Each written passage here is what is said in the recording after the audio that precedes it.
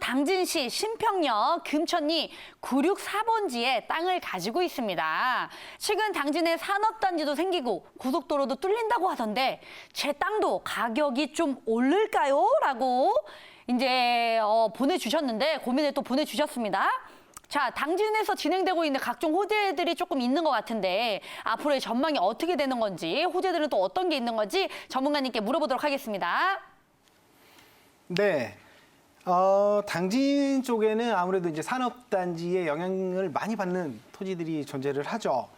그래서 저희가 이제 토지 같은 경우에도 이 토지 자체의 가치를 판단할 때 이제 두 가지를 항상 같이 병행해서 판단을 하셔야 됩니다. 이제 첫 번째는 이 토지에 영향을 줄 수 있는 호재와 어떤 이제 지리적 아니면 도로나 이런 인접성 이런 것들이 어떤 관계에 놓여 있는지, 그리고 이 토지만이 갖고 있는 절대적인 가치, 이렇게 두 가지를 병행해서 이제 같이 판단을 하시는 게 토지 투자를 하시는 데 도움이 될 겁니다.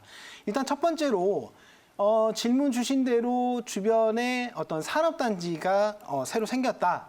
그런데 이게 지금 현재 토지까지 영향이 올 수 있는지에 대해서 이제 질문을 해주셨는데, 실질적으로 이제 위쪽으로 보면 아산 쪽과 탕정 쪽에도 대규모 산업단지들이 존재를 하죠. 그리고 그 산업단지 쪽에 최근에 송산 산업단지라든지 성문국가 산업단지라든지 뭐 이런 것들이 같이 있긴 하지만 실질적으로 지금 이 보유하고 계신 토지와는 거리가 상당하고요. 그리고 이 거리가 상당하기 때문에 직접적인 영향을 받기는 쉽지가 않다. 그래서 이런 주변의 호재들은 조금 한쪽으로 밀어두시고 같이 판단을 한번 해보시는 게 좋고요. 그러면 순수하게 이 토지에만 갖고 있는 어떤 절대적인 가치는 어떤 것이 있느냐, 뭐 이렇게 봤을 때 토지 이용 규제 정보 서비스에 들어가서 전체적인 내용들을 한번 살펴보면요. 다른 것들은 이 토지의, 사실 토지의 가치는 가장 첫 번째는 건축의 한계성이거든요. 그러니까 주변의 어떤 호재의 영향도 덩달아서 받지만, 건축을 하지 않더라도 영향을 받을 수 있지만, 이 토지만 놓고 절대적인 가치를 판단할 때는 이 토지의 건축의 한계는 어디인가, 이제 그것이 가장 큰 판단 근거가 될 수가 있죠. 그러면 여기는 건축 자체를 할 때 규제 사항은 보이지 않지만, 이제 규제가 아닌 이 조건상으로 건축에 제한이 되는 두 가지가 이제 존재를 하죠. 첫 번째는 이제 흔히들 저희가 맹지라고 불리우는, 그러니까 맹지라고 얘기를 하죠. 그러니까 길이 없는 거죠. 그러니까 저희가 이 건축법상 도로가 붙어 있지 않으면 그것은 맹지라고 불러서 건축 허가 자체가 나오지 않습니다. 근데 아마 제 생각에는 이 토지를 매입하신 시청자님께서는 옆에 붙어 있는 국어를 혹시 이제 도로로 쓸 수 있지 않나라는 이런 생각으로 이 토지를 매입하셨다고 생각을 하는데, 오히려 지금 이 국어에는 이쪽에 보시면 소하천 구역이라 그래서 소하천 정비법이 지금 지정이 돼 있죠. 그러니까 소하천 예정지인데요. 지금 전국에는 이 소하천 예정지 자체가 해지되지 않고 고스란히 이렇게 놓여 있는 곳이 굉장히 많습니다.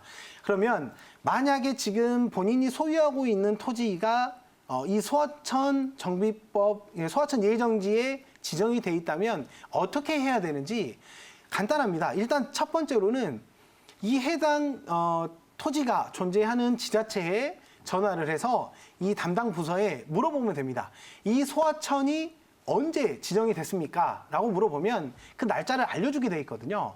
왜 이게 중요하냐면, 그 소하천 정비법에 보면 이 소하천 예정지가 지정 고시된 날로부터 3년 동안 어떤 행위가, 그러니까 소하천을 정비하는 행위가 이루어지지 않을 경우에는 이 지정 고시의 효력을 잃는다라고 나와 있어요. 그렇다면 이게 지정을 한 이후부터 3년 안에 이게 진행되지 않았다면 거꾸로 해지해달라고 요청을 할 수가 있죠. 해지해달라. 그러니까 지금 이 토지 소유를 하신 시청자분께서는 당진시에 전화해서 내가 이런 토지를 소유하고 있는데 여기가 소하천 예정지로 지정이 돼 있습니다. 언제 돼 있나요? 언제 지정을 했나요? 라고 해서 그 지정 날짜로부터 3년이 지났다면 그러면 이건 해지할 수 있는 정식적으로 요청을 할 수가 있죠. 그런데 만약에 이게 지정된 지가 얼마 지나지 않았다. 그렇다면 이게 혹 도로가 물려 있더라도 여기는 맹지를 있기 때문에 단독적으로 건축하기가 어렵고요. 도로가 물려 있다 하더라도 이 소하천 예정지 부지에는 건축 행위를 할 수가 없습니다. 그렇다면 이 부지를 제외하고 나머지 공간에서 건축 행위를 해야 되는데 실질적으로 보면 이 토지의 약 3분의 1가량을 이미 예정지로 지정이 되어 있기 때문에 건축을 할 수 있는 공간이 크지 않고요.